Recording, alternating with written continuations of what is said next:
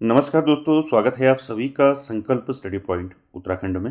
तो दोस्तों आज हम बात करेंगे राष्ट्रीय शिक्षा आयोग की, यानी कि जिसको हम कोठारी आयोग के नाम से जानते हैं। तो जानेंगे कोठारी आयोग, इसका सामान्य परिचय देखेंगे, इसका उद्देश्य, कार्य क्षेत्र और अ, सारी जो है इसमें डिटेल में हम चर्चा करेंगे। तो आज का सेशन काफ़ी इम्पोर्टेंट रहने वाला है दोस्तों, और आप सभी जो है वीडियो के एंड तक जरूर बने रहें। तो दोस्तों बात करें नेशनल एजुकेशन कमीशन की, यानी कि आपका कोठारी आयोग जिसको हम बोलते हैं, राष्ट्रीय शिक्षा आयोग। ठीक है, कब आया? 1964 में आया, और इसने अपनी जो है रिपोर्ट कब सौंपी? 1966 को सौंपी। ठीक है दोस्तों, इसमें डिटेल में चर्चा करते हैं। चलिए स्टार्ट करते हैं दोस्तों। देखिए, बात करें, स्टार्ट करने से पहले मैं आपको कुछ चीज़ें बता देता हूँ। देखिए, राष्ट्रीय शिक्षा आयोग, नेशनल एजुकेशन कमीशन, जो है आपका कोठारी आयोग, तो इसका जो है गठन कब किया गया? तो ये याद रखें। ठीक है, इसका गठन कब किया गया? 1964 में इसका गठन किया गया। ठीक है, तो इसको याद रखेंगे। और साथ ही साथ दोस्तों, ये भारत जो है आपका कोठारी आयोग जो है, ये इसने जो है सभी स्तरों पर जो है बात की है, इनकी शिक्षा के सभी स्तरों की बात की है, चाहे वो प्राथमिक स्तर हो, माध्यमिक स्तर हो या उच्च स्तर हो, यानी कि तीनों स्तरों की बात की है। ठीक है दोस्तों, तो देखिए गठन हुआ 14 जुलाई 1964। ठीक है, कुछ चीज़ें मैं आपको बता देता हूँ। ठीक है, देखिए गठन कब हुआ? 14 जुलाई आपका 14 जुलाई 1964 को जो है इसका गठन हुआ। ठीक है, और इसके अध्यक्ष कौन थे? अध्यक्ष थे डॉक्टर DS कोठारी, दौलत सिंह कोठारी जो है इसके अध्यक्ष थे। और इसमें 17 सदस्य थे, 17 सदस्य थे।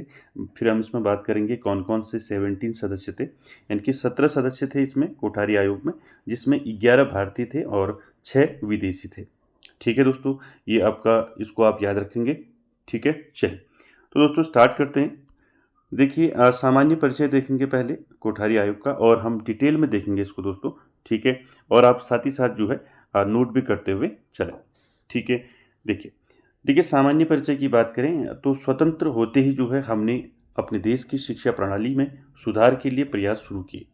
ठीक है, इस संदर्भ में भारत सरकार का पहला कदम विश्वविद्यालय आयोग, यानी कि आपको मैंने बता रखा है राधा कृष्णन आयोग के बारे में। तो सबसे पहले राधा कृष्णन आयोग की नियुक्ति की गई 1948 में।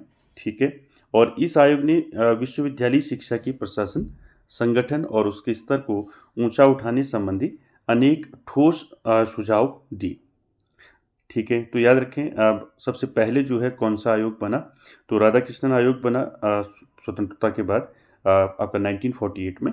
तो उसने जो है उच्च शिक्षा की बात की, यानी कि विश्वविद्यालय शिक्षा के प्रशासन, संगठन और उसके स्तर को ऊंचा उठाने के लिए अनेक ठोस सुझाव दिए राधा कृष्णन आयोग ने। तो शिक्षा के क्षेत्र में भारत सरकार का दूसरा कदम क्या था? दूसरा कदम था आपका माध्यमिक शिक्षा आयोग। ठीक है, जिसको मैं आपको बता चुका हूँ, माध्यमिक शिक्षा आयोग, जिसको हम मुदालियर आयोग के नाम से भी जानते हैं। तो दूसरा नियुक्ति किसकी हुई? माध्यमिक शिक्षा आयोग की हुई। ठीक है, तो कब आया? 1952। ठीक है,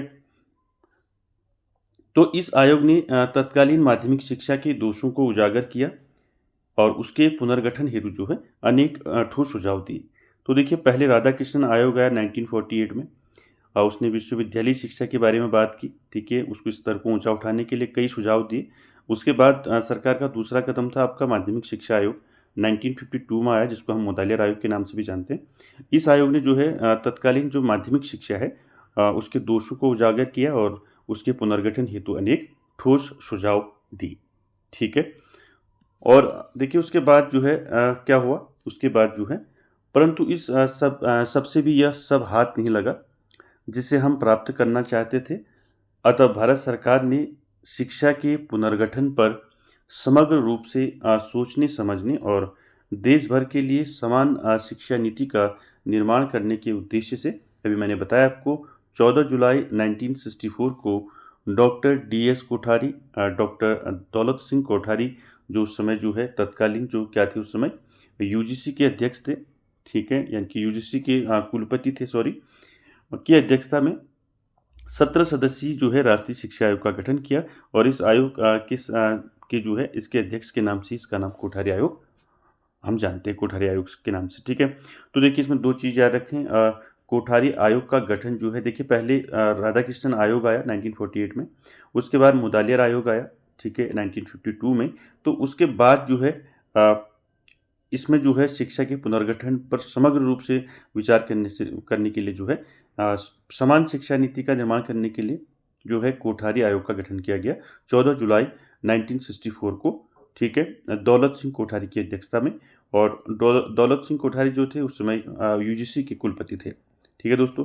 और देखिए अध्यक्षता की और 17 सदस्यीय राष्ट्रीय शिक्षा आयोग का गठन किया, ठीक है। इस आयोग के अध्यक्ष आपके दौलत सिंह कोठारी और इन्हीं के नाम से जो है इसका नाम कोठारी आयोग पड़ा, ठीक है। तो 17 सदस्य कौन थे इसमें हम अभी चर्चा करेंगे। 17 सदस्य जो थे आपके इनमें जो है आपके अध्यक्ष थे आपके दौलत सिंह कोठारी, सचिव थे आपके जेपी नायक और संयुक्त सचिव थे जेएफ मैकडगल, ठीक है। इस पर हम डिटेल में अभी आगे बात करेंगे कि आपके जो है 17 सदस्य कौन कौन से हैं, ठीक है। चलिए आगे चलते हैं, यहाँ तक क्लियर है, आगे चलते हैं। देखिए दोस्तों जो कोठारी आयोग है, तो कोठारी आयोग जो है आपका मैंने आपको बता दिया कि इस आयोग ने जो है भारतीय स्कूली शिक्षा को गहन समीक्षा प्रस्तुत की, जो भारत की शिक्षा के इतिहास में आज भी सर्वाधिक गहन अध्ययन माना जाता है। और साथ ही साथ इसने सभी स्तरों की बात की है, तो इसलिए भी इम्पोर्टेंट है, ठीक है। तो इसमें जो है आपका काफ़ी कन्फ्यूजन रहता है क्योंकि कोठारी आयोग ने जो है आपका प्राथमिक शिक्षा के बारे में भी सुझाव दिए हैं, माध्यमिक शिक्षा के बारे में भी सुझाव दिए हैं और उच्च शिक्षा के संदर्भ में भी सुझाव दिए हैं। तो यहाँ पर थोड़ा कन्फ्यूजन रहता है। जैसे आपने मुदालियार आयोग पढ़ा तो उसने माध्यमिक शिक्षा की बात की, ठीक है, और राधा कृष्णन आयोग पढ़ा आपने, उसमें जो है उच्च शिक्षा की बात की गई है। लेकिन कोठारी आयोग जो है एकमात्र ऐसा आयोग है जिसने जो है सभी स्तरों की बात की है, ठीक है। इसको ध्यान में रखेंगे, ठीक है। चलिए देखिए आयोग के उद्देश्य एवं कार्यक्षेत्र की बात करें तो देखिए तत्कालीन भारतीय शिक्षा प्रणाली का गहराई से अध्ययन करना और उसके प्रति जो है व्याप्त असंतोष के कारणों का पता लगाना और उसमें सुधार के लिए सुझाव देना। तो देखिए आयोग के उद्देश्य एवं कार्यक्षेत्र की बात कर रहे हैं हम, ठीक है। तो तत्कालीन भारतीय शिक्षा प्रणाली का जो है गहराई से अध्ययन करना इसका उद्देश्य था और उसके प्रति जो व्याप्त असंतोष है उसके कारणों का पता लगाना और उसमें सुधार के लिए सुझाव देना, ठीक है। दूसरा देखिए पूरे देश के लिए शिक्षा के आयोजन और प्रशासन संबंधी नीति तत्व निश्चित करना और इस संबंध में सरकार को सुझाव देना। यानी कि पूरे देश के लिए जो है शिक्षा के आयोजन और प्रशासन संबंधी नीति तत्व निश्चित करना, यानी नीतियां जो है ये चीज़ें निश्चित करना और इस संबंध में क्या करना, सरकार को सुझाव देना, ठीक है। उसके बाद देखिए क्या कार्यक्षेत्र है आपका कोठारी आयोग का। देखिए पूरे देश के लिए समान शिक्षा प्रणाली, ठीक है, यानी कि एक जैसी शिक्षा प्रणाली पूरे देश में हो प्रस्तावित करना और ऐसी शिक्षा प्रणाली जो देश के सामाजिक आर्थिक और राजनीतिक विकास में सहायक हो, ठीक है। यानी कि ऐसी शिक्षा प्रणाली को प्रस्तावित करना जो आपके देश के जो सामाजिक आर्थिक और राजनीतिक विकास में सहायक हो, ठीक है। उसके बाद देखिए अगला है आपका पूरे देश में किसी भी स्तर की शिक्षा किसी भी प्रकार की शिक्षा की प्रसार एवं उसमें गुणात्मक सुधार के लिए उपायों को खोज करना, ठीक है। यानी कि पूरे देश में किसी भी स्तर की शिक्षा, किसी भी स्तर का मतलब है आपका प्राथमिक, माध्यमिक और उच्च स्तर जो है, ठीक है। इन तीनों स्तरों की बात की है तो इसलिए इसमें आया है कि पूरे देश में किसी भी स्तर की किसी भी प्रकार की शिक्षा के प्रसार एवं उसमें गुणात्मक सुधार के लिए उपायों की खोज करना, ठीक है। ये कार्यक्षेत्र है आपका कोठारी आयोग का, ठीक है। अब देखेंगे हम कोठारी आयोग का जो प्रतिवेदन था क्या था प्रतिवेदन में, ठीक है, डिटेल में देखेंगे इसको, ठीक है।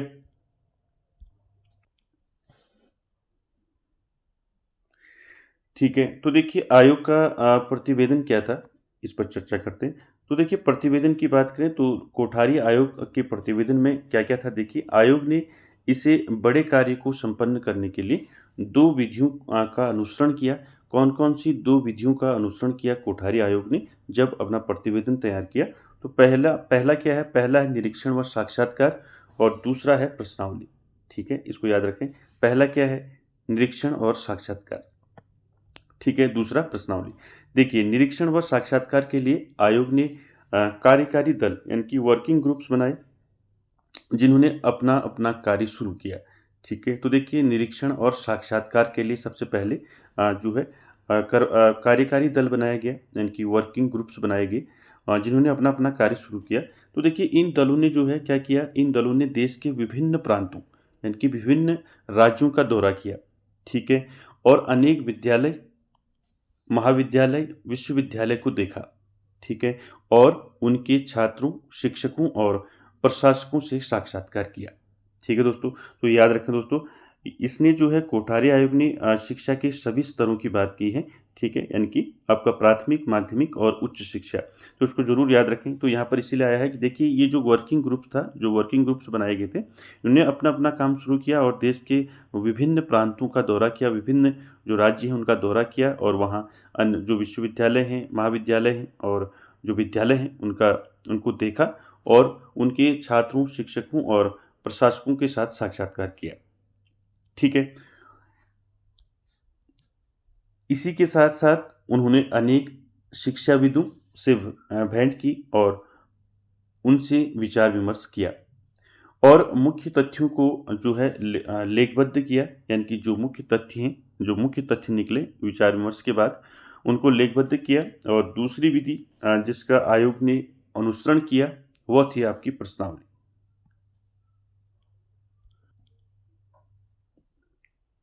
ठीक है। तो पहली विधि में क्या हुआ, देखिए पहली विधि में जो वर्किंग ग्रुप्स थे उन्होंने विभिन्न प्रांतों में जो है दौरा किया और वहाँ महाविद्यालय, विद्यालय और विश्वविद्यालय का दौरा किया, ठीक है, और वहाँ जाके जो है शिक्षकों और जो छात्र हैं उनसे और प्रशासकों से साक्षात्कार किया और उसके बाद जो है उन्होंने विचार विमर्श लेके जो तथ्य निकले उनको लेखबद्ध किया। और दूसरी विधि का जो अनुसरण किया कोठारी आयोग ने अपने प्रतिवेदन में, तो वो था आपका प्रश्नावली, ठीक है। तो देखिए आयोग ने शिक्षा की विभिन्न समस्याओं से संबंधित एक लंबी प्रश्नावली तैयार की, ठीक है, और उसे शिक्षा से जुड़े विभिन्न वर्ग के जो हैं लगभग 5000 व्यक्तियों के पास भेजा, ठीक है। यानी कि जो दूसरी विधि का अनुसरण किया कोठारी आयोग ने प्रश्नावली का, तो देखिए प्रश्नावली में क्या हुआ, प्रश्नावली में आयोग ने जो है शिक्षा की जो विभिन्न समस्याएं हैं उनसे संबंधित क्या किया, एक लंबी प्रश्नावली तैयार की और उसे शिक्षा से जुड़े जो हैं, जो शिक्षा से जुड़े हुए विभिन्न वर्ग हैं उनके 5000 व्यक्तियों के पास भेजा। इनमें से जो है 2400 लोगों ने इसे भरकर लौटाया, ठीक है, यानी कि 5000 व्यक्तियों को भेजा गया, ठीक है, और 2400 लोगों ने जो है इसको भरकर लौटाया। तो आयोग ने इस प्रश्नावली का विवरण तैयार किया, ठीक है, यानी कि दोनों विधियों को अप्लाई करने के बाद जो है कोठारी आयोग ने क्या किया, फिर अपना विवरण तैयार किया, ठीक है, और इसके बाद आयोग ने इन दोनों विधियों से प्राप्त सुझावों पर विचार विमर्श किया, ठीक है, यानी कि दो प्रश्नावली और जो आपका जो है साक्षात्कार जो विधि थी उसका अनुसरण करने के बाद जो है विचार विमर्श करने के बाद क्या हुआ, अंत में जो है दोनों विधियों से प्राप्त सुझावों पर विचार विमर्श किया और अंत में जो है 29 जून 1966 को अपना प्रतिवेदन जो है दिया, ठीक है, अपना प्रतिवेदन भारत सरकार को दिया। और देखिए अब 29 जून 1966 को अपना प्रतिवेदन शिक्षा एवं राष्ट्रीय प्रगति, ये शीर्षक कभी पूछा जाता है इसलिए आप याद रखें। तो कोठारी आयोग का जो प्रतिवेदन था तो उसका शीर्षक क्या था ये पूछा जाता है, ठीक है। तो याद रखें कोठारी आयोग ने अपनी रिपोर्ट कब प्रस्तुत की, 29 जून 1966, ठीक है, अपना प्रतिवेदन दिया और प्रतिवेदन का शीर्षक क्या था, शिक्षा एवं राष्ट्रीय प्रगति, ठीक है, इसको जरूर याद रखें, शिक्षा एवं राष्ट्रीय प्रगति जो है शीर्षक था कोठारी आयोग के प्रतिवेदन का, ठीक है, एजुकेशन एंड नेशनल डेवलपमेंट, ठीक है। तो भारत सरकार को प्रेषित किया, ठीक है, ये डेट आप जरूर याद रखें, ठीक है। तो देखिए कोठारी आयोग का गठन कब बताया मैंने अभी आपको, 14 जुलाई 1964 में गठन हुआ और रिपोर्ट कब सौंपी, 29 जून 1966 में, और प्रतिवेदन का शीर्षक क्या था, शिक्षा एवं राष्ट्रीय प्रगति, ठीक है दोस्तों, यहाँ तक क्लियर है। तो इसको आप साथ साथ नोट भी करते हुए चलें। देखिए यह प्रतिवेदन जो है 692 पृष्ठों पर एक बृहद दस्तावेज था, एक बड़ा जो है आपका डॉक्यूमेंट था जो 3 खंडों में विभाजित है, ठीक है। प्रथम खंड में 6 अध्याय हैं जिसमें सभी स्तरों की शिक्षा व्यवस्था के पुनर्निर्माण की विवेचना की गई है, ठीक है। तो देखिए इसमें प्रथम जो खंड है उसमें 6 अध्याय हैं जिसमें बात करी गई है शिक्षा के सभी स्तरों की, ठीक है, प्राथमिक, माध्यमिक और उच्च, ठीक है। तो शिक्षा व्यवस्था के पुनर्निर्माण की इसमें विवेचना की गई है। द्वितीय खंड में आपके 11 अध्याय हैं, जिनमें शिक्षा के विभिन्न स्तरों एवं वर्गों का विवेचन किया गया है। और तृतीय खंड में 2 अध्याय हैं, जिसमें शिक्षा आयोजन एवं प्रशासन और अर्थव्यवस्था के स्वरूप पर चर्चा की गई है। ठीक है दोस्तों, तो याद रखें दोस्तों, इम्पोर्टेंट है। ठीक है, तो टोटल पूछा जाता है कि कोठारी आयोग में टोटल अध्याय कितने हैं। ठीक है, तो अध्याय की बात करें तो कोठारी आयोग में दोस्तों, ठीक है, कितने अध्याय हैं कोठारी आयोग में? 19। ठीक है, तो याद रखें इसको, 19 अध्याय हैं कोठारी आयोग में। और भाग पूछे जाते हैं तो भाग कितने हैं, तो याद रखें भाग कितने हैं, भाग हैं आपके 3। ठीक है, अध्याय कितने हैं आपके? 19। और भाग कितने हैं? 3। ये जरूर याद रखें आप। ठीक है, इंपॉर्टेंट है। ठीक है, और प्रतिवेदन में पृष्ठों की संख्या अगर पूछी जाती है तो 692 पृष्ठों का था प्रतिवेदन, आपका कोठारी आयोग का प्रतिवेदन जो था। ठीक है, उसमें 19 आपके अध्याय थे और भाग 3 थे। ठीक है, इसको भी आप याद रखेंगे। और साथ ही साथ दोस्तों, कोठारी आयोग ने जो है भारत में शैक्षिक मॉड्यूल बनाने के लिए आयोग ने जो है 3 चीज़ों पर काफ़ी जोर दिया। ठीक है, जो शैक्षिक मॉड्यूल दिया, आपको बताया मैंने, कई बार परीक्षाओं में पूछा जाता है। तो शैक्षिक ढांचा कौन सा दिया कोठारी आयोग ने? तो मैंने आपको कई बार बता रखा है, 10+2+3। ये कई बार परीक्षाओं में पूछा जाता है। ठीक है, 10+2+3 जो मॉड्यूल दिया, शैक्षिक मॉड्यूल, ये किसने दिया? ये दिया कोठारी आयोग ने। ठीक है, इसको भी जरूर याद रखें।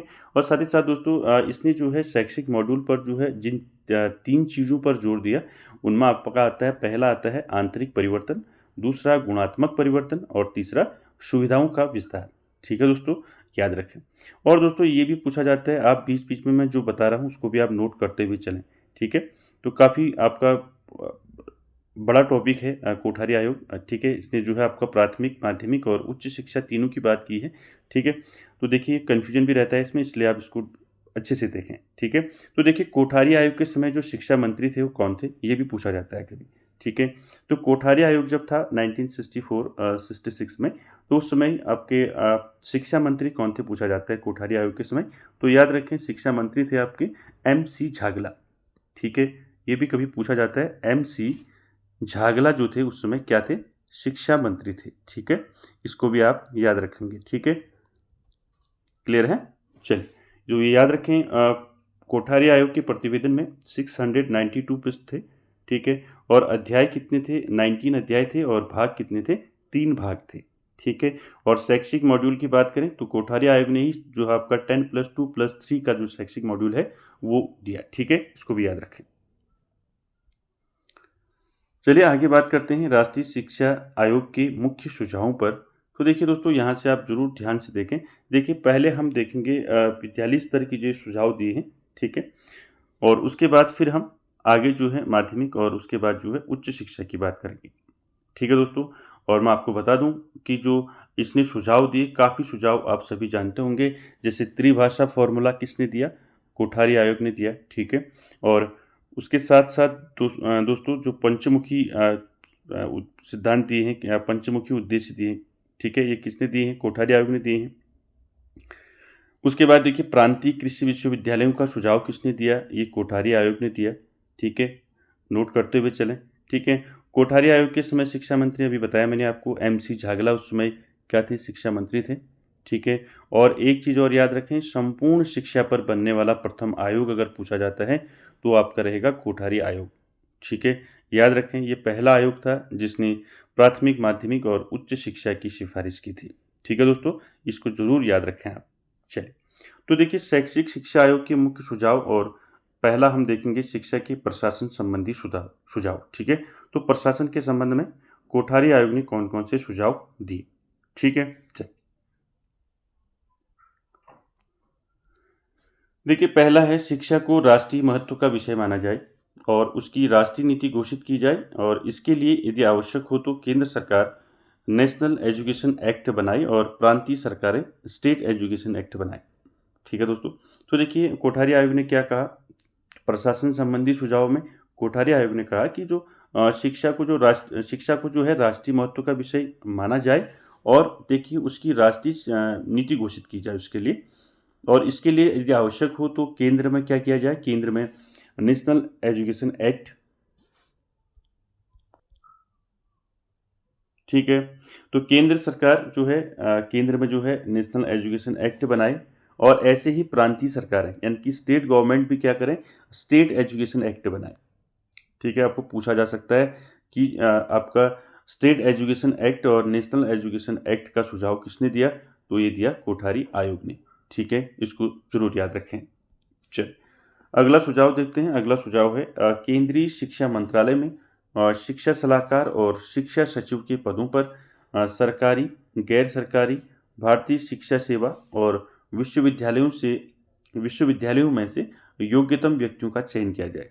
तो देखिए दोस्तों, कोठारी आयोग ने कहा कि जो केंद्रीय शिक्षा मंत्रालय है, तो केंद्रीय शिक्षा मंत्रालय में जो शिक्षा सलाहकार होता है और जो शिक्षा सचिव होता है, तो इनके पदों पर जो है नियुक्ति के लिए जो है सरकार क्या करे, सरकारी, गैर सरकारी, भारतीय शिक्षा सेवा और विश्वविद्यालयों से जो है जो योग्य व्यक्ति हैं उनका चयन किया जाए।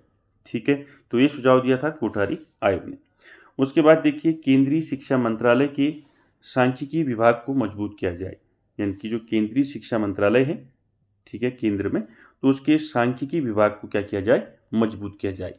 ठीक है, उसके बाद देखिए अगला सुझाव क्या दिया प्रशासन के संबंध में, केंद्रीय शिक्षा सलाहकार बोर्ड को जो है और अधिक जो है अधिकार दिए जाए। ठीक है, आपने एलटी में पढ़ा होगा, मैंने आपको बताया है। ठीक है, केंद्रीय शिक्षा सलाहकार बोर्ड के क्या कार्य हैं, मैंने आपको बताया इसके बारे में। ठीक है, तो देखिए केंद्रीय शिक्षा सलाहकार बोर्ड को और अधिक अधिकार देना। उसके बाद शिक्षा प्रशासकों और शिक्षकों के बीच जो है स्थानांतरण की व्यवस्था की जाए। ठीक है, तो ये थे आपके प्रशासन संबंधी सुझाव। ठीक है,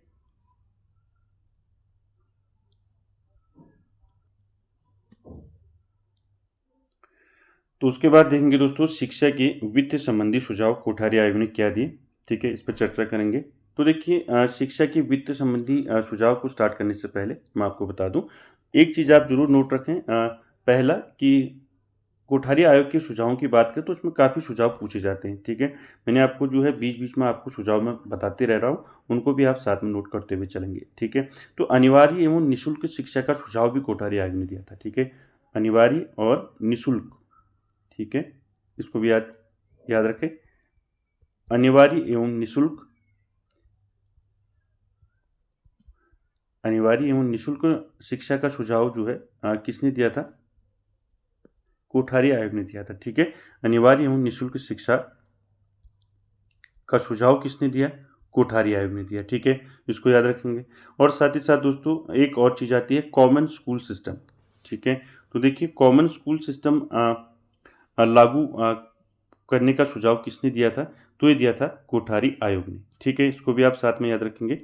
ठीक है, कॉमन स्कूल सिस्टम। ठीक है, चलिए अब देखते हैं शिक्षा के वित्त संबंधी सुझाव। तो कोठारी आयोग ने शिक्षा के वित्त संबंधी सुझाव क्या दिए। ठीक है, चलिए पढ़ते हैं इनको। देखिए पहला है, केंद्र सरकार अपने बजट में शिक्षा के लिए जो है कम से कम 6% का प्रावधान करे। ठीक है, तो याद रखें इसको, केंद्र सरकार अपने बजट में शिक्षा के लिए कितना प्रावधान करे, 6% का प्रावधान करे। तो ये देखिए याद रखें इसको, यहाँ से क्वेश्चन बन सकता है। ठीक है, कि कोठारी आयोग के अकॉर्डिंग जो है केंद्र सरकार बजट में शिक्षा के लिए कितना परसेंट जो है प्रावधान करे, कितना परसेंट प्रावधान करने का सुझाव दिया, तो किसने दिया, किस आयोग ने दिया, तो आपका आंसर रहेगा कोठारी आयोग। ठीक है, तो देखिए कोठारी आयोग का दूसरा जो वित्त संबंधी सुझाव है, देखिए राज्य सरकारें भी अपने बजटों में जो है शिक्षा के लिए और अधिक धनराशि आवंटित करें। तो देखिए आयोग ने क्या सुझाव दिया कि केंद्र सरकार के साथ साथ ही राज्य सरकार भी जब बजट पेश करें तो बजट में जो है शिक्षा के लिए जो है अधिक से अधिक धन जो है क्या करें, आवंटित करें। ठीक है, तीसरा क्या है, राज्यों में जो स्थानीय संस्थाएं हैं, जैसा आपके ग्राम पंचायतें होगी और नगर पालिकाएं होगी। ठीक है, तो देखिए ग्राम पंचायतों और नगर पालिकाओं को जो है उनके क्षेत्र की प्राथमिक शिक्षा संस्थाओं का वित्तीय भार सौंपा जाए। तो देखिए कोठारी आयोग ने क्या कहा कि जो राज्य हैं, यानी कि जो स्टेट हैं, जो राज्य हैं, उनकी जो स्थानीय संस्थाएं हैं, जैसे आपकी ग्राम पंचायतें और नगर पालिकाएं हैं, तो उनको उनके क्षेत्र की जो प्राथमिक शिक्षा है उसके लिए जो है इन संस्थाओं को जो है वित्तीय भार सौंपा जाए। यानी कि आपका जो है ग्राम पंचायत और नगर पालिकाओं को ये भार सौंपा जाए, वित्तीय भार। ठीक है, प्राथमिक शिक्षा का। ठीक है, ये किसने कहा था, कोठारी आयोग ने। उसके बाद डी देखिए, शिक्षा हेतु आय के स्रोत बढ़ाने के उपायों को खोजा जाए और इस क्षेत्र में जो है अनुसंधान किए जाए।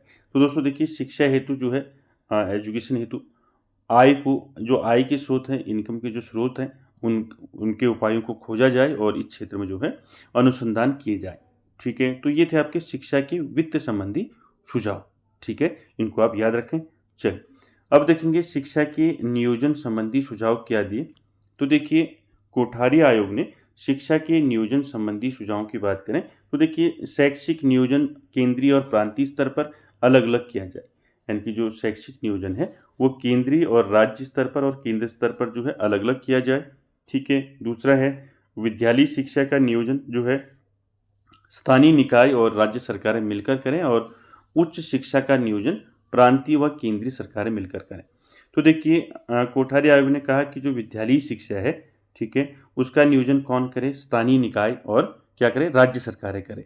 ठीक है, यानी कि विद्यालयी शिक्षा का जो है नेतृत्व कौन करे? स्थानीय निकाय और राज्य सरकारें मिलकर करें। और उच्च शिक्षा की बात की तो उच्च शिक्षा का नियोजन कौन करे?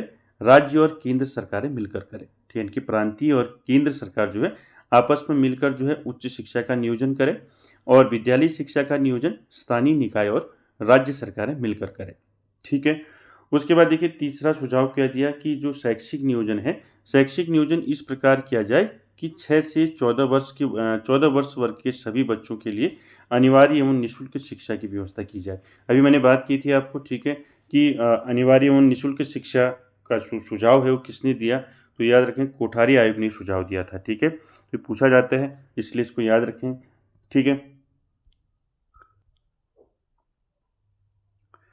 ठीक है, तो नियोजन संबंधी सुझाव में हमने पहला देखा कि राज्य सरकारों को क्या क्या करना चाहिए? विद्यालयी शिक्षा का नियोजन करना चाहिए और साथ में स्थानीय निकाय भी उसके साथ मिलके, यानी कि दोनों मिलके विद्यालयी शिक्षा का नियोजन करें और उच्च शिक्षा का नियोजन केंद्र और राज्य सरकारें करें। तो वैसे ही शैक्षिक नियोजन इस प्रकार किया जाए कि 6 से 14 वर्ष तक के सभी बच्चों को अनिवार्य एवं निःशुल्क शिक्षा दी जाए। तो ये सुझाव दिया था कोठारी आयोग ने, इसको जरूर याद रखें, यहाँ से पूछा जाता है निःशुल्क एवं अनिवार्य शिक्षा का सुझाव किस आयोग ने दिया? तो कोठारी आयोग ने दिया। और साथ ही साथ कॉमन स्कूल सिस्टम का सुझाव किसने दिया? कोठारी आयोग ने दिया। ठीक है, 10+2+3 जो शैक्षिक मॉड्यूल है, ये किसने दिया? ये दिया कोठारी आयोग ने।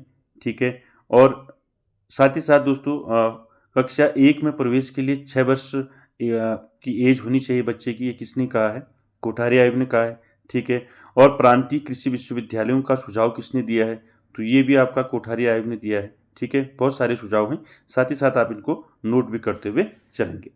ठीक है दोस्तों, चलिए, अगला नियोजन संबंधी सुझाव है दोस्तों, शैक्षिक नियोजन में शिक्षा के प्रसार के साथ साथ उसमें गुणात्मक सुधार के लिए व्यवस्था की जाए। यानी कि जो शैक्षिक नियोजन है उसके लिए शिक्षा के प्रसार के साथ साथ उसमें जो है गुणात्मक सुधार भी होना चाहिए, तो इसकी व्यवस्था की जाए। ठीक है, उसके बाद देखिए, अगला है आपका शिक्षा की संरचना संबंधी सुझाव। तो इम्पॉर्टेंट है दोस्तों, इसको आप जरूर याद रखें। तो शिक्षा की जो संरचना है कैसी होनी चाहिए, क्या सुझाव दिया था कोठारी आयोग ने, तो इस पर हम चर्चा करेंगे। और साथ ही साथ दोस्तों, एक चीज़ और आप नोट करते हुए चलें कि 25% माध्यमिक स्कूलों को व्यवहारिक स्कूल में परिवर्तित कर दिया जाए। उच्च माध्यमिक स्तर पर कम से कम 50% बच्चों के लिए व्यावसायिक शिक्षा प्रदान करने का सुझाव। ये परिवर्तन जो है ये किसने दिया? आंतरिक परिवर्तन बताया था मैंने अभी आपको कि जो शैक्षिक मॉड्यूल था 10+2+3 जो है, उसमें 3 चीज़ों पर बल दिया गया था, आंतरिक, गुणात्मक और सुविधाओं का विस्तार। ये 3 जो है, 3 चीज़ों पर जो है मुख्यतः जोर दिया गया था जो शैक्षिक मॉड्यूल था उसके उपयोग के लिए। ठीक है, तो देखिए, शिक्षा की संरचना की बात करें तो कोठारी आयोग ने शिक्षा की संरचना क्या बता रखी है, ये आपको जरूर पता होना चाहिए, यहाँ से आपके क्वेश्चन बन सकते हैं। ठीक है, तो देखिए, आयोग ने पूरे देश के लिए जो है, ठीक है, आयोग ने पूरे देश के लिए निम्नलिखित शिक्षा संरचना का सुझाव दिया। ठीक है, और कोठारी आयोग ने जो है, मैंने आपको बताया कि कोठारी आयोग ने शिक्षा के सभी स्तरों की बात की है, प्राथमिक, माध्यमिक और उच्च शिक्षा। तो इसमें तीनों की संरचना बता रखी है आयोग ने। ठीक है, यानी कोठारी आयोग ने जो है प्राथमिक, माध्यमिक और उच्च शिक्षा की क्या संरचना है वो यहाँ पर बता रखी है, इसको आप अच्छे से नोट रखें। ठीक है, चलिए, पहला है पूर्व प्राथमिक शिक्षा, बच्चे की 1 और 3 वर्ष की अवधि की समय बता रखा है। कोठारी आयोग ने। और निम्न प्राथमिक शिक्षा 4 से 5 वर्ष की अवधि, ठीक है। और कक्षा 1 में प्रवेश के लिए न्यूनतम आयु 6 वर्ष। तो ये याद रखें, कभी कभी पूछा जाता है कि किस आयोग का सुझाव था कि कक्षा 1 में प्रवेश की न्यूनतम आयु बच्चे की 6 वर्ष होनी चाहिए। तो ये भी जो है कोठारी आयोग ने कहा है, ठीक है। ये भी पूछा जाता है, ठीक है।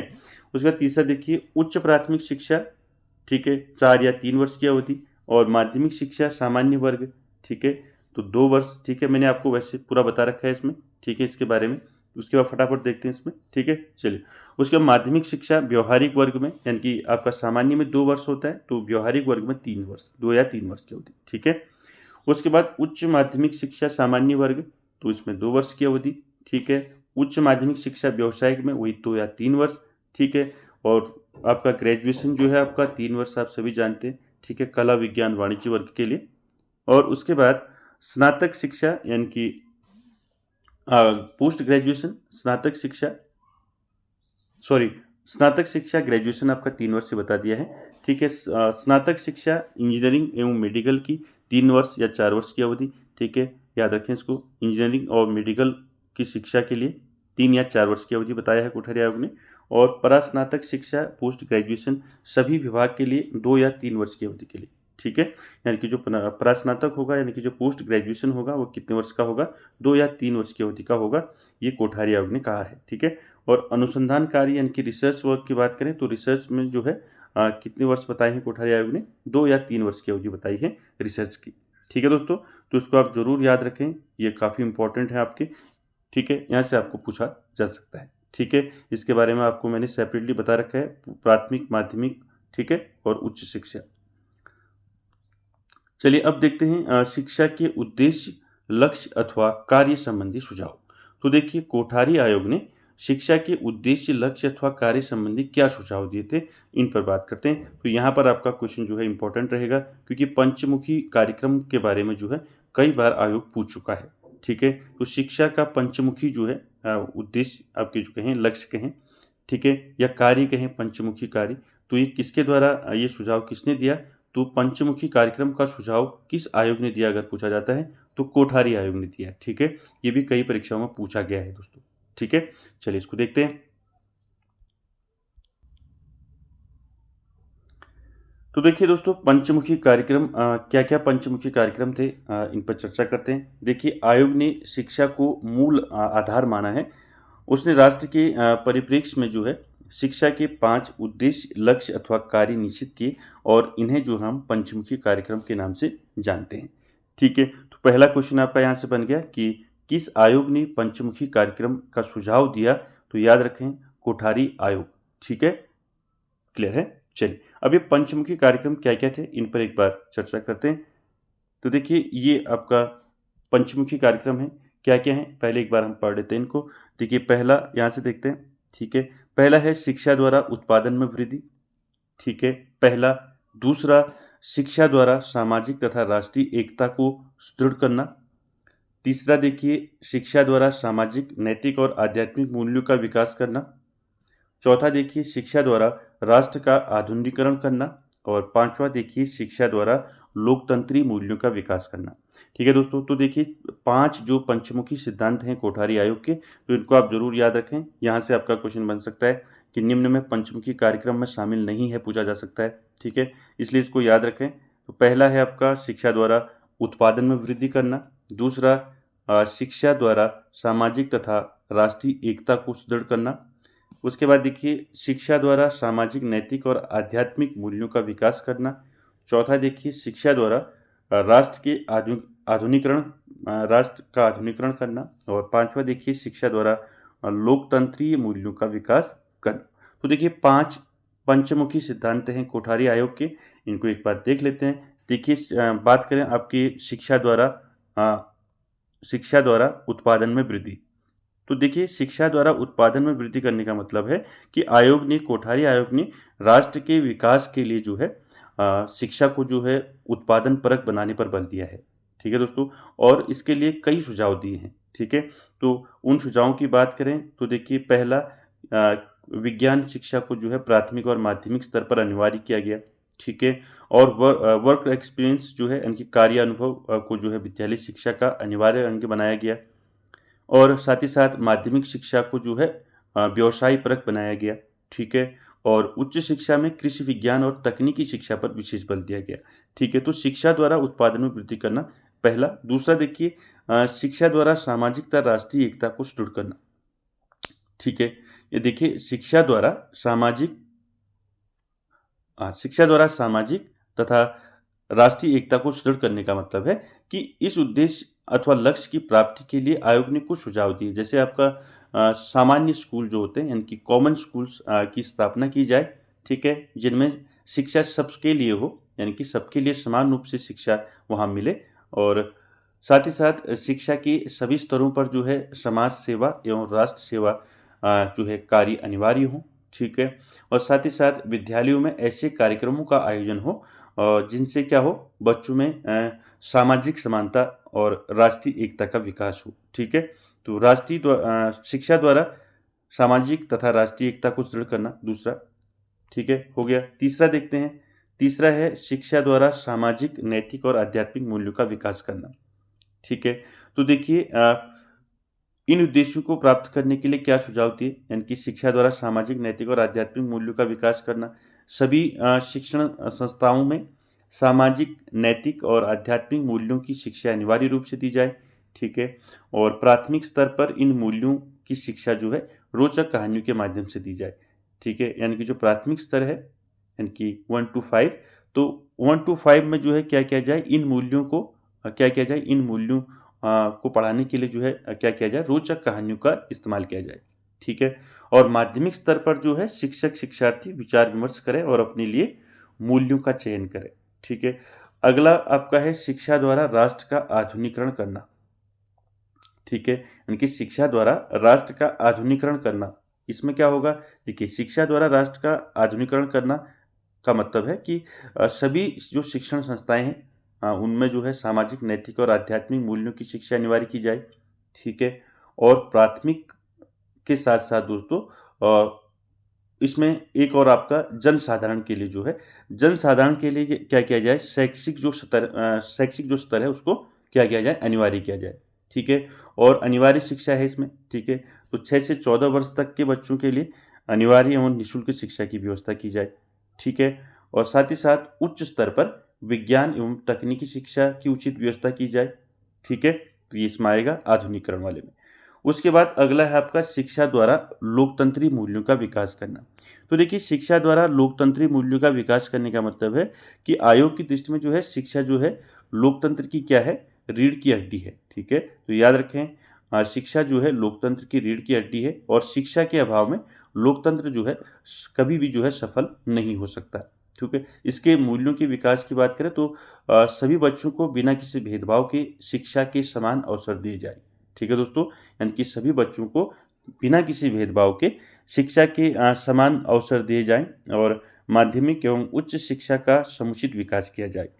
ठीक है दोस्तों, तो ये पंचमुखी जो कार्यक्रम है, तो ये पंचमुखी कार्यक्रम याद रखें। ये पंचमुखी कार्यक्रम का सुझाव किसने दिया, ये दिया कोठारी आयोग ने। ठीक है। मैंने आपको बता दिए 5 कौन कौन से हैं। ठीक है। और इनके बारे में भी बता दिया आपको मैंने। ठीक है। चलिए आगे चलते हैं।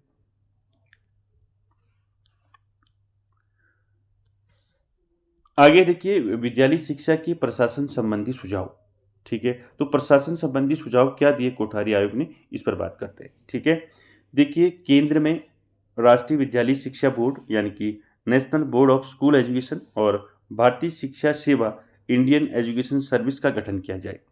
ठीक है दोस्तों, तो विद्यालय शिक्षा के प्रशासन संबंधी सुझावों की बात करें तो कोठारी आयोग ने विद्यालय शिक्षा के प्रशासन कैसा होना चाहिए उसके बारे में सुझाव दिए हैं कि जो केंद्र में क्या किया जाए, राष्ट्रीय विद्यालय शिक्षा बोर्ड का गठन किया जाए। ठीक है। यानी कि national board of school education, और भारतीय शिक्षा सेवा, इंडियन एजुकेशन सर्विस का गठन किया जाए। ठीक है। आपको सीधे पूछा जा सकता है। ठीक है। इंडियन एजुकेशन सर्विस का सुझाव किस आयोग ने दिया, तो कोठारी आयोग ने दिया। ठीक है। उसके बाद दूसरा देखिए, प्रत्येक राज्य में राज्य विद्यालय शिक्षा बोर्ड और सेम आपका जो है राज्य शिक्षा सेवा का गठन किया जाए। जैसे केंद्र में आपका राष्ट्रीय विद्यालय शिक्षा बोर्ड का गठन किया जाए, वैसे ही राज्य में राज्य विद्यालय शिक्षा बोर्ड का गठन किया जाए, यानी कि state board of school education. और जैसे ही केंद्र स्तर पर जो है भारतीय शिक्षा सेवा यानी कि इंडियन एजुकेशन सर्विस का गठन किया जाए, वैसे ही आपका स्टेट लेवल में क्या किया जाए, स्टेट एजुकेशन सर्विस का गठन किया जाए। ठीक है। उसके बाद देखिए विद्यालयों के नियमित निरीक्षण की व्यवस्था की जाए, यानी कि विद्यालयों का क्या हो, नियमित निरीक्षण हो। ठीक है, ये याद रखें। उसके बाद प्रशासन ने जो है निरीक्षण कार्य को अलग रखा जाए, यानी कि प्रशासन से जो निरीक्षण कार्य है उसको अलग रखा जाए, और जिले के विद्यालयों का प्रशासन कार्य जो है जिला विद्यालय बोर्ड के हाथों में हो, और निरीक्षण का कार्य जो है जिला शिक्षा अधिकारी के हाथों में हो। तो दोस्तों देखिए जो प्रशासन को जो है निरीक्षण कार्य से अलग रखा गया है। ठीक है, और जिले के विद्यालयों का प्रशासन जो है किसके हाथों में रहेगा, जिला विद्यालय बोर्ड का, और निरीक्षण कार्य किसके हाथ में रहेगा, जिला शिक्षा अधिकारी के हाथों में। तो ये सुझाव किसने दिए थे, कोठारी आयोग ने। ठीक है, आगे चलते हैं। अगला है विद्यालय शिक्षा की शिक्षण विधियों संबंधी सुधार। ठीक है, तो यहाँ पर सुझाव करना आप। ठीक है, यहाँ पर आपका सुझाव कर लें। ठीक है, इसको आप सुझाव पढ़ेंगे। ठीक है, तो पहला क्या है, देखिए विद्यालय शिक्षा की शिक्षण विधियों में क्या सुझाव दिए कोठारी आयोग ने, इन पर बात करते हैं। देखिए शिक्षण विधियां जो हैं लचीली होनी चाहिए, क्योंकि हम उनमें क्या कर सकते हैं, संशोधन कर सकते हैं। गतिशील व रोचक होनी चाहिए। ठीक है, दूसरा है आकाशवाणी के सहयोग से पाठों का प्रसारण किया जाए। तो ये सुझाव दिए थे कोठारी आयोग ने शिक्षण विधियों के संदर्भ में कि आकाशवाणी भी जो है सहयोग करे और पाठों का प्रसारण करे। ठीक है, तीसरा शिक्षकों को उचित निर्देशन सामग्री उपलब्ध कराई जाए। ठीक है, और चौथा है विद्यालयों को शिक्षण सहायक सामग्री उपलब्ध कराई जाए। ठीक है, यानी कि जितने भी विद्यालय हैं उनको क्या किया जाए, उनको शिक्षण सहायक सामग्री उपलब्ध कराई जाए। ठीक है, पांचवा है शिक्षकों को नवीन शिक्षण विधियों के प्रयोग के लिए प्रोत्साहित किया जाए, यानी कि शिक्षकों को क्या किया जाए, जो नवीन शिक्षण विधियाँ, जो नवीन टीचिंग मेथड है उनका प्रयोग करने के लिए क्या किया जाए, प्रोत्साहित किया जाए। तो दोस्तों शिक्षण विधियों संबंधित जो है आपके सुझाव कोठारी आयोग ने ये दिए हैं, इनको आप याद रखेंगे कि शिक्षण विधियाँ लचीली होनी चाहिए, रोचक होनी चाहिए। ठीक है, आकाशवाणी के सहयोग से पाठों का प्रसारण किया जाए, और शिक्षकों को जो है उचित निर्देशन सामग्री उपलब्ध कराई जाए, और सभी विद्यालयों को शिक्षण सहायक सामग्री उपलब्ध कराई जाए, और जो शिक्षक हैं उनको जो नए टीचिंग मेथड हैं उनका प्रयोग के लिए जो है प्रोत्साहित किया जाए। तो ये विद्यालयी शिक्षा की शिक्षण विधियों संबंधी सुझाव थे कोठारी आयोग के। ठीक है, अगला देखते हैं विद्यालयी शिक्षा में मूल्यांकन संबंधी सुझाव क्या थे। तो देखिए कोठारी आयोग ने क्या कहा कि विद्यालयों में जो विद्यालयी शिक्षा है उसमें बच्चों का मूल्यांकन किस प्रकार होना चाहिए और किस प्रकार से मूल्यांकन करना चाहिए, इस संदर्भ में जो है सुझाव दिए हैं कोठारी आयोग ने, उन पर चर्चा करते हैं। पहला देखिए कक्षा 1 से 4 तक के छात्रों का मूल्यांकन केवल आंतरिक हो, उन्हें योग्यता के आधार पर जो है कक्षोन्नति दी जाए। तो दोस्तों देखिए कक्षा 1 से 4 तक की बात हो रही है। ठीक है, तो कक्षा 1 से 4 तक की बात हो रही है प्राथमिक की, तो छात्रों का प्राथमिक स्तर पर मूल्यांकन कैसा हो, आंतरिक होगा। ठीक है, आंतरिक हो, और उन्हें क्या किया जाए, योग्यता के आधार पर कक्षोन्नति दी जाए, यानी कि जो बच्चा योग्य है उसको अगली कक्षा में जो है प्रोन्नत कर दिया जाए। ठीक है, ये आपका सुझाव था विद्यालय शिक्षा के संदर्भ में, यानी कि मूल्यांकन के संदर्भ में। ठीक है, दूसरा है देखिए बोर्ड की परीक्षा में श्रेणी के स्थान पर ग्रेड प्रणाली का प्रयोग किया जाए। आपको सीधे क्वेश्चन पूछा जा सकता है किस आयोग का सुझाव था कि बोर्ड परीक्षा में जो है श्रेणी के स्थान पर ग्रेड प्रणाली का प्रयोग, यानी कि सुझाव किसने दिया। तो याद रखें बोर्ड परीक्षा में श्रेणी के स्थान पर ग्रेड प्रणाली का सुझाव किसने दिया, तो ये दिया कोठारी आयोग ने। ठीक है दोस्तों, इसको भी आप याद रखेंगे। ठीक है, तो देखिए श्रेणी के स्थान पर ग्रेड प्रणाली का प्रयोग किया जाए, ये सुझाव दिया था कोठारी आयोग ने।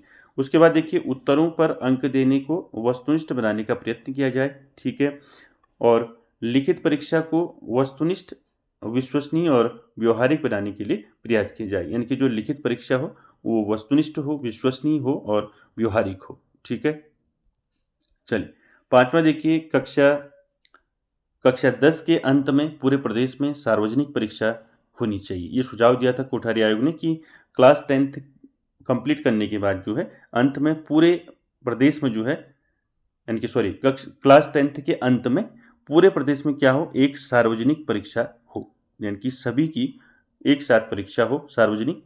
तो ये सुझाव दिया था कोठारी आयोग ने। उसके बाद देखिए माध्यमिक स्तर पर जो है लिखित परीक्षाओं के साथ जो है मौखिक व प्रायोगिक परीक्षाओं का आयोजन किया जाए। यानी कि जो माध्यमिक स्तर है, ठीक है, यानी कि आपका 6 से लेके 12 तक जो माध्यमिक स्तर है उसमें लिखित परीक्षाओं के साथ साथ क्या हो, मौखिक परीक्षा भी हो और प्रायोगिक परीक्षा भी हो, यानी कि प्रैक्टिकल भी हो, मौखिक भी हो और लिखित भी हो। ठीक है, किसमें, माध्यमिक स्तर में।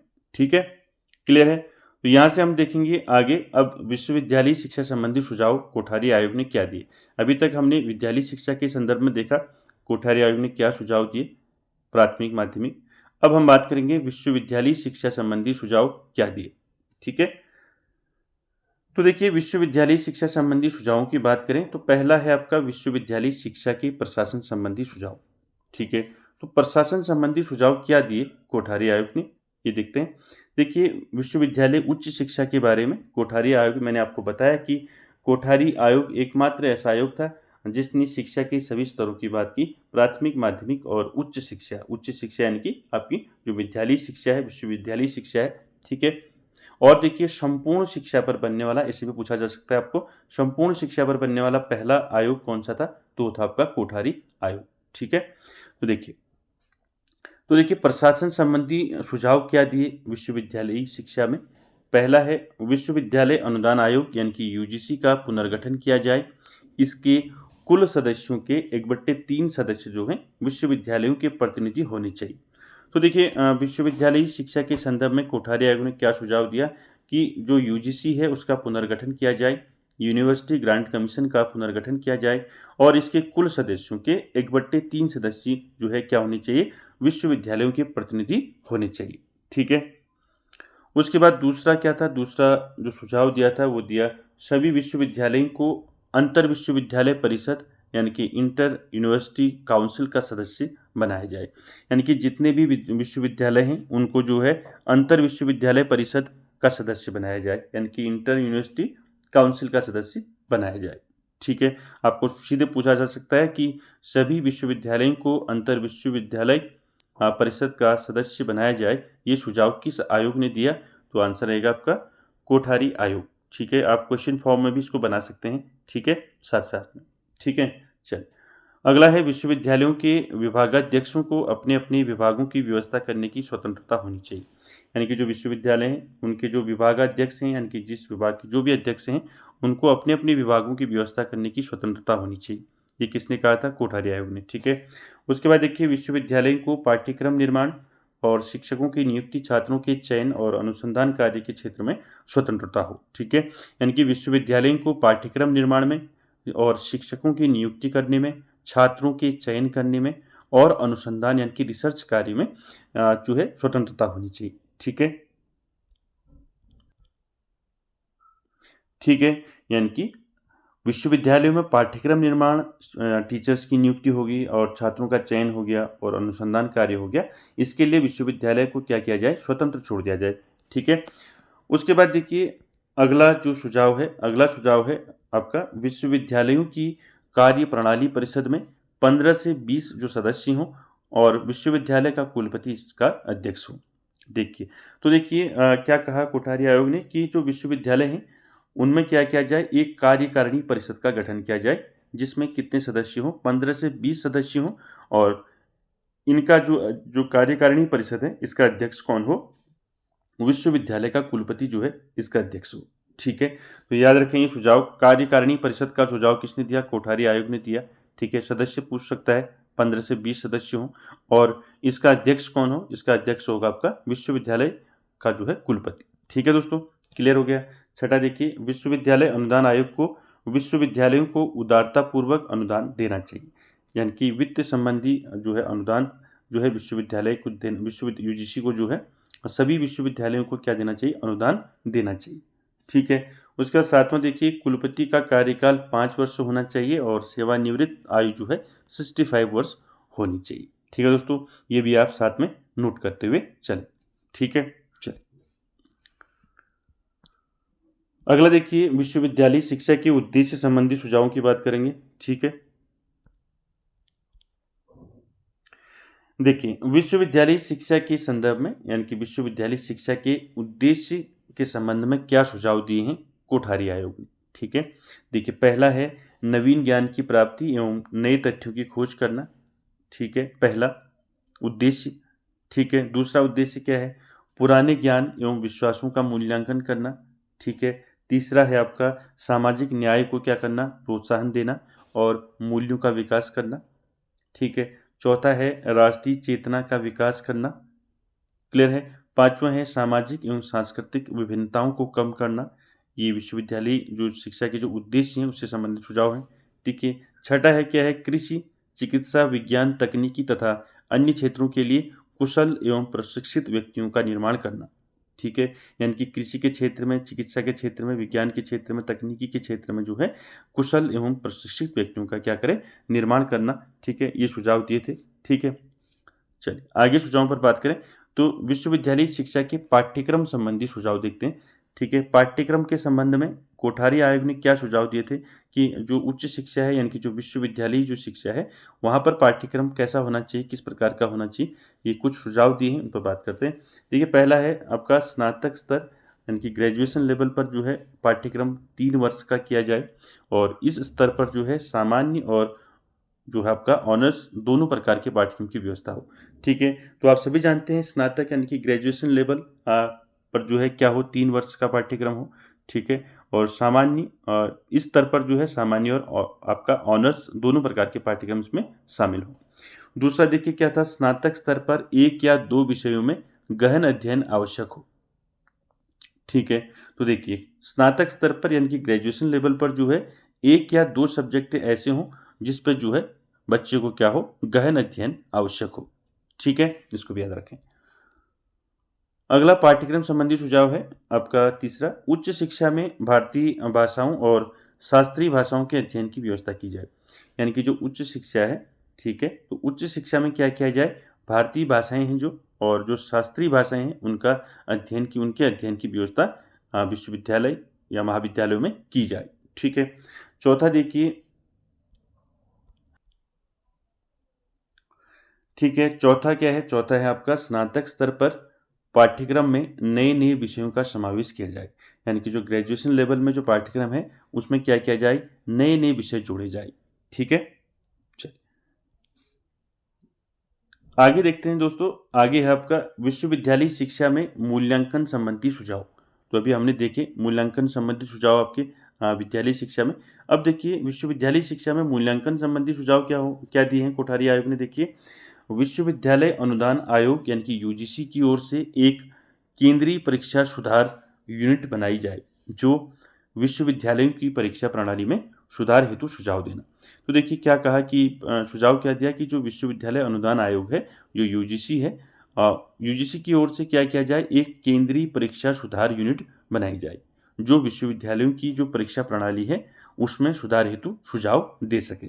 ठीक है, आपको सीधे क्वेश्चन पूछा जा सकता है कि केंद्रीय परीक्षा सुधार यूनिट बनाने का सुझाव किस आयोग ने दिया, तो ये दिया आपका कोठारी आयोग ने। ठीक है, इसको याद रखें। उसके बाद देखिए दूसरा है परीक्षकों को अधिक से अधिक 500 उत्तर पुस्तकें दी जाए। यानी कि जो परीक्षक होते हैं जो आपकी जो पुस्तिकाओं को चेक करते हैं, ठीक है, उनको अधिक से अधिक क्या दिया जाए, 500 उत्तर पुस्तिकाएं उनको दी जाए परीक्षण करने के लिए। ठीक है, उसके बाद देखिए परीक्षकों को उत्तर पुस्तिकाओं के मूल्यांकन हेतु कोई जो है आपका पारिश्रमिक न दिया जाए। देखिए जो परीक्षक हैं जो उत्तर पुस्तिकाओं का मूल्यांकन करते हैं उनके हेतु जो है उनको क्या नहीं दिया जाए, पारिश्रमिक न दिया जाए, यानी कि कोई एक्स्ट्रा उनको पैसा न दिया जाए, लेकिन दिया जाता है। ठीक है, तो ये आपका आयोग सुझाव है आयोग के। ठीक है, चलिए अब देखेंगे कृषि संबंधी सुझाव। देखिए कोठारी आयोग ने कृषि शिक्षा के संबंध में भी सुझाव दिए हैं। ठीक है, तो क्या क्या दिए हैं इनको याद रखें, यहाँ से क्वेश्चन बन सकता है। मैंने बताया आपको प्रांतीय कृषि विश्वविद्यालयों का सुझाव किसने दिया, तो कोठारी आयोग ने ही दिया था। ठीक है, चलिए पहला है देखिए कृषि संबंधी सुझावों की बात करें तो पहला है आपका प्राथमिक स्तर पर कृषि संबंधी जो है सामान्य जानकारी को पाठ्यचर्या का अनिवार्य अंग बनाया जाए। तो क्या कहा देखिए कोठारी आयोग ने कृषि शिक्षा के संबंध में? तो कृषि शिक्षा के संबंध में कोठारी आयोग ने सुझाव दिया कि जो प्राथमिक स्तर है, ठीक है, जो प्राथमिक स्तर में यानी कि 1 to 5 में जो बच्चे पढ़ते हैं उनके लिए जो है कृषि संबंधी सामान्य जानकारी जो है उनकी पाठ्यचर्या में हो, यानी कि अनिवार्य रूप से पाठ्यचर्या में हो, ठीक है। दूसरा देखिए प्राथमिक समझ गया आपकी जो प्राथमिक स्तर है 1 to 5, इसमें जो है कृषि संबंधी सामान्य जानकारी जो है पाठ्यचर्या में होनी चाहिए। दूसरा देखिए माध्यमिक स्तर पर जो है कृषि को कार्यानुभव का महत्वपूर्ण अंग बनाया जाए, ठीक है। यानी कि जो माध्यमिक स्तर है आपका 6 to 12, इसमें जो है क्या किया जाए, कृषि को जो है कार्यानुभव का महत्वपूर्ण अंग बनाया जाए, ठीक है। तीसरा क्या कहा देखिए प्रत्येक प्रांत में पॉलिटेक्निक कॉलेज खोले जाएं, ठीक है। तो क्या कहा आयोग ने, कोठारी आयोग ने, कि प्रत्येक प्रांत में यानी कि प्रत्येक राज्य में क्या किया जाए, प्रत्येक राज्य में पॉलिटेक्निक कॉलेज खोले जाएं और कृषि शिक्षा की व्यवस्था की जाए, ठीक है। तो देखिए प्रत्येक प्रांत में पॉलिटेक्निक कॉलेज खोलने का सुझाव किसने दिया था, कोठारी आयोग ने, ठीक है। और जो है कृषि शिक्षा की वहां व्यवस्था की जाए। चौथा देखिए वर्तमान कृषि विश्वविद्यालयों की दशा सुधारी जाए,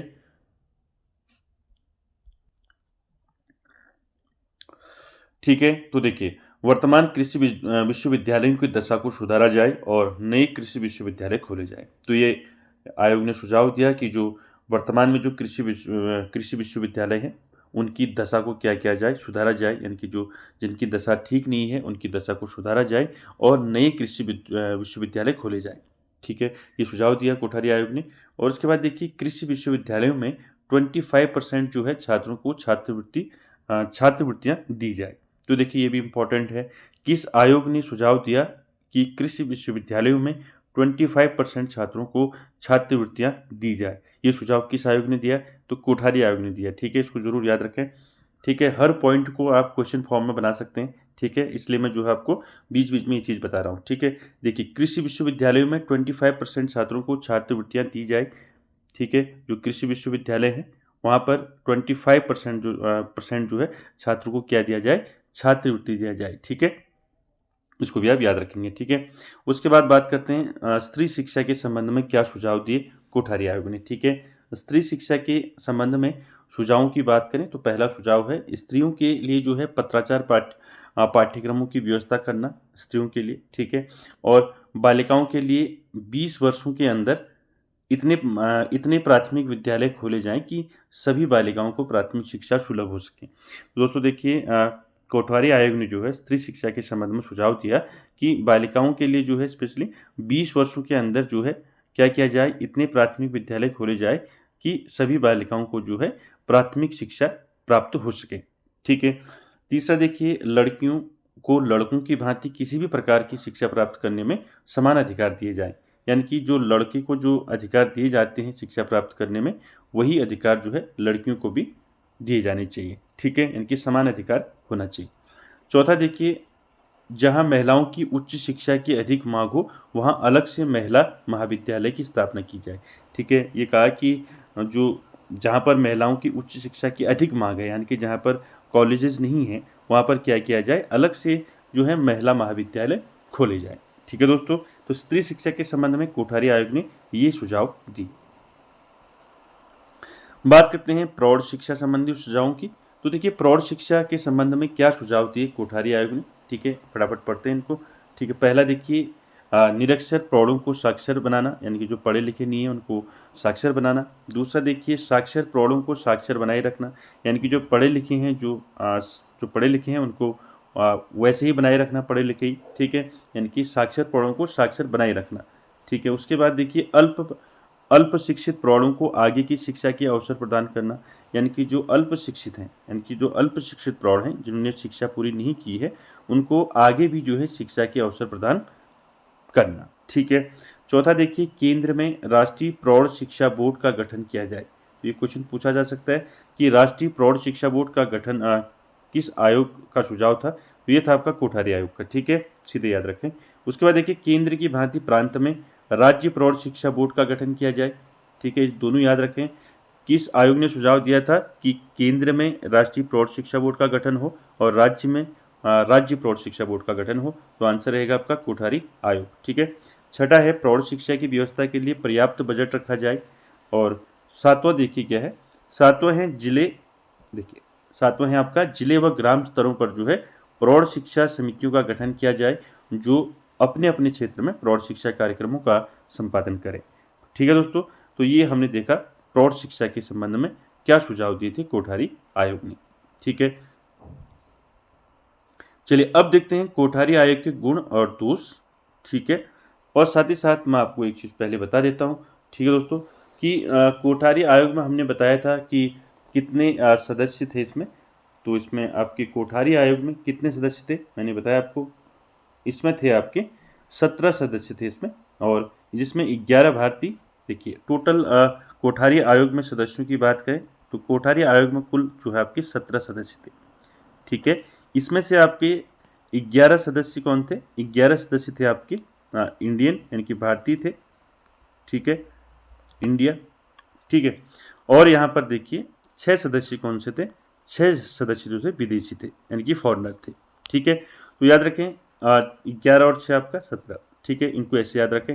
और कौन कौन थे ये मैं आपको बता देता हूँ, आप नोट करते हुए चलें। ठीक है, पहला नाम आता है डॉक्टर दौलत सिंह कोठारी का, जो अध्यक्ष थे कोठारी आयोग के। ठीक है, दूसरा जेपी नायक, सचिव। तीसरा नाम आप साथ साथ नोट भी करते हुए चलें, तीसरा JF मैकडगल, जो संयुक्त सचिव थे। उसके बाद चौथा नाम आता है AR द्राउड का। पांचवा नाम आता है HL एल्विन का। छठा नाम आता है RA गोपाल स्वामी। सातवां नाम आता है VS झा। आठवां नाम आता है PN कृपाल। नौवां आता है MV माथुर। 10वें नंबर में VP पाल। 11वें नंबर पर कुमारी S परंदीकर। 12वें नंबर पर रोजर रिवेले। 13वें नंबर पर KG सैदन। 14वें नंबर पर T सेन। 15वें नंबर पर जीन थॉमस। 16वें नंबर पर SA शुभोवस्की। और 17वें नंबर पर सदातोसी इहारा। ठीक है, ये आपके 17 नेम है, इनको आप जरूर याद रखें। कभी पूछा जा सकता है कि निम्न में कौन जो है आयोग का सदस्य है, नहीं है, सब कुछ पूछा जा सकता है। ठीक है, तो मेरी प्रीवियस वीडियोज़ में मैंने आपको कोठारी आयोग जो बता रखा है उसमें डिटेल में बता रखा है उसमें भी। ठीक है, उसमें मैंने सारे सदस्यों के नाम आपको प्रोवाइड करा रखे हैं, तो इनको भी आप याद रखेंगे। ठीक है, फिर एक बार मैं आपको बता देता हूँ। पहला डॉक्टर दौलत सिंह कोठारी अध्यक्ष थे। दूसरा JP नायक सचिव थे। तीसरे नंबर पर JF मैकडगल, जो संयुक्त सचिव थे। चौथे नंबर पर AR द्राविड। उस 5वें नंबर पर HL एल्विन। छठे नंबर पर RA गोपाल स्वामी। 7वें नंबर पर VS झा। 8वें नंबर पर PN कृपाल। 9वें नंबर पर MV माथुर। 10वें नंबर पर VP पाल। 11वें नंबर पर कुमार S बनंदीकर। 12वें नंबर पर रोजर रिवेले। 13वें नंबर पर KG सैदन। 14वें नंबर पर T सेन। 15वें नंबर पर जीन थॉमस। 16वें नंबर पर SA शुभोवस्की। और 17वें नंबर पर सदातोसी इहारा। ठीक है, तो ये 17 सदस्य हैं कोठारी आयोग के, इनको आप जरूर याद रखें, जिसमें 11 आपके भारतीय और 6 सदस्य विदेशी। ठीक है, क्लियर है, इसको भी याद रखेंगे।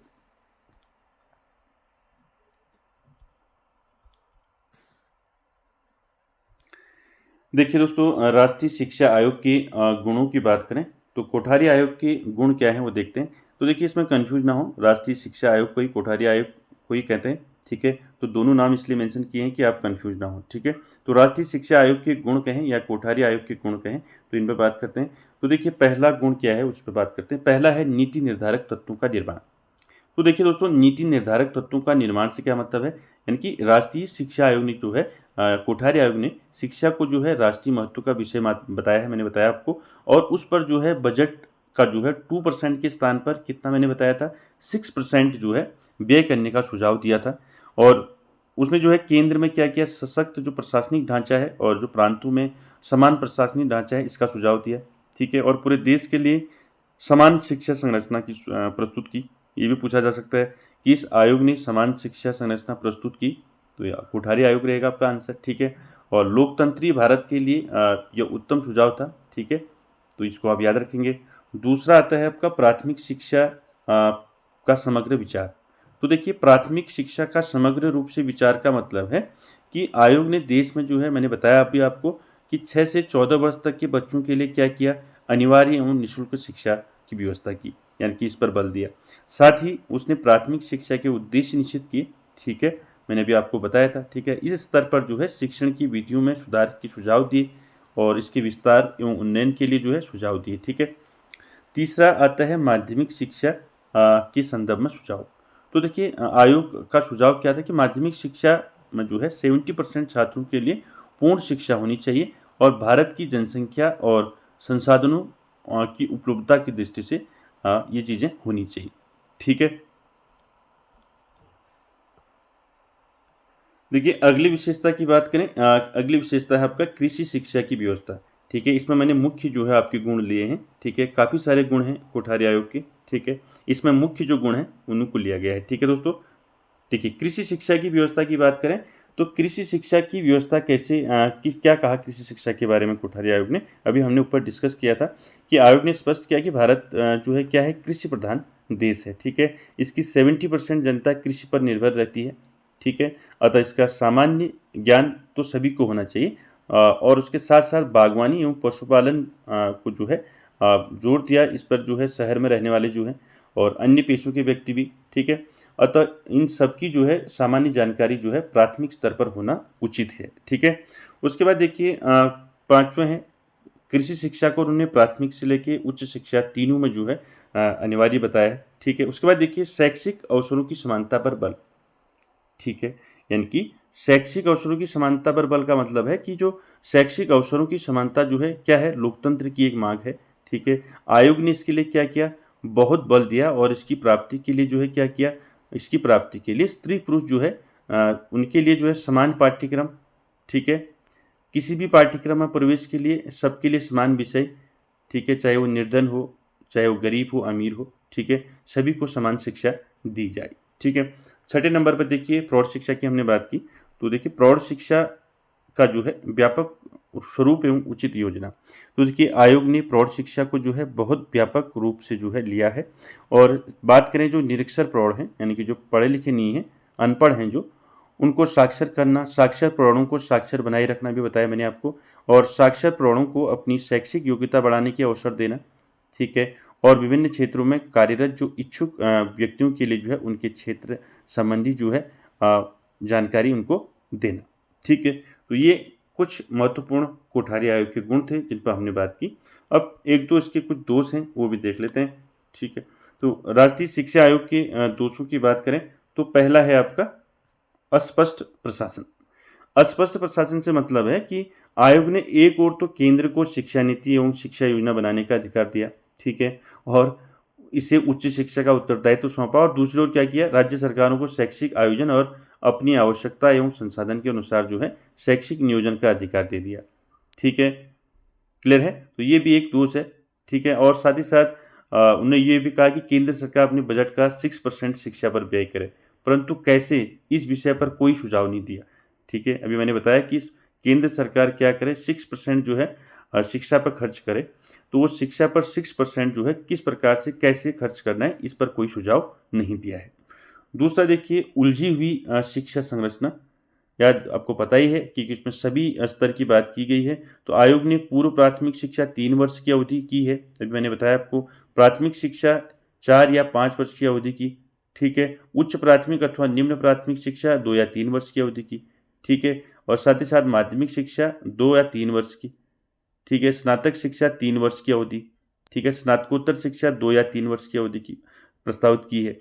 तो पहली बात तो ये है कि यह शिक्षा संरचना जो है स्पष्ट और उलझी हुई है। दूसरी बात यह है कि यह समान नहीं है। ठीक है, लोकतंत्र की मांग है कि शिक्षा की जो संरचना है वो पूरे देश के लिए एक जैसी होनी चाहिए। ठीक है, और तभी जो है राष्ट्रीय शिक्षा नीति जो आई 1986 में, उसने जो है फिर शिक्षा संरचना को स्वीकार किया। कौन सी शिक्षा संरचना को स्वीकार किया, 10+2+3 जो शैक्षिक मॉड्यूल है उसको स्वीकार किया। ठीक है, क्लियर है। उसके बाद देखिए राष्ट्रीय शिक्षा के नाम पर पंचमेल खिचड़ी। ठीक है, यानी कि इस आयोग में देश विदेश के शिक्षाविद रखे गए, ठीक है। यानी कि सदस्य 17 आपके सदस्य थे इसमें, 11 भारतीय थे, 6 आपके विदेशी थे, ठीक है। तो तब इसके सुझाव में जो है पंचमेल खिचड़ी होना स्वाभाविक था, यानी कि अलग अलग देश विदेश के इसमें शिक्षाविद थे, ठीक है। और दोषपूर्ण भाषा नीति, ठीक है। चौथा दोष क्या है? चौथा दोष है दोषपूर्ण भाषा नीति, यानी कि आयोग ने प्राथमिक स्तर पर केवल मातृभाषा और उच्च प्राथमिक अथवा निम्न प्राथमिक स्तर पर मातृभाषा के साथ जो है हिंदी अथवा संघ की भाषा को जो है अनिवार्य बताया है, ठीक है। माध्यमिक स्तर पर जो है त्रिभाषा सूत्र के अंतर्गत 3 भाषाओं का अध्ययन अनिवार्य बताया है, ठीक है। तो इसको भी आप याद रखें, ठीक है। और यह त्रिभाषा सूत्र के मूल उद्देश्य के प्रतिकूल है। साथ ही जो है आपका दोस्तों उसके यह विचार भी प्रस्तुत किया कि अंग्रेजी भाषा की शिक्षा की उचित व्यवस्था की जाए, ठीक है। तो परोक्ष रूप से यह सब अंग्रेजी भाषा को बनाए रखने की नीति है। यह स्वतंत्र भारत के लिए बड़ी घातक है। यानी कहने का मतलब है ये दोषपूर्ण भाषा लैंग्वेज जो थी उसका सही रूप से निरूपण नहीं किया गया, ठीक है। तो ये भी एक प्रकार का दोष बताया गया है, ठीक है। तो ये है आपके 4 दोष मैंने बताया आपको। तो दोस्तों आई होप आप समझ चुके होंगे कोठारी आयोग के बारे में। फिर मैं एक बार आपको रिवाइज करा देता हूँ पूरा स्टार्ट से, ठीक है। इसमें काफ़ी सारे सुझाव थे, ठीक है। इन सुझावों को आप अच्छे से जो है एक बार जरूर देखें दोबारा, ठीक है।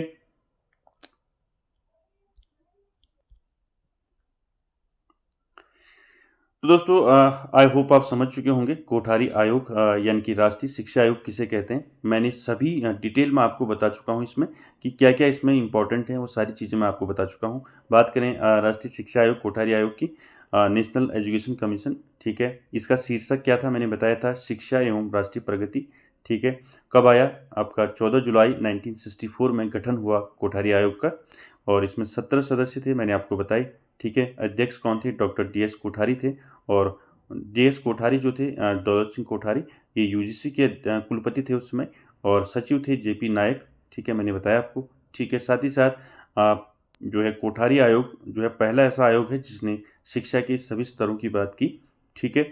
और साथ ही साथ 10+2+3 जो शैक्षिक मॉड्यूल है वो दिया, ठीक है। और साथ ही साथ कॉमन स्कूल सिस्टम लागू किया, ठीक है। इसको याद रखेंगे।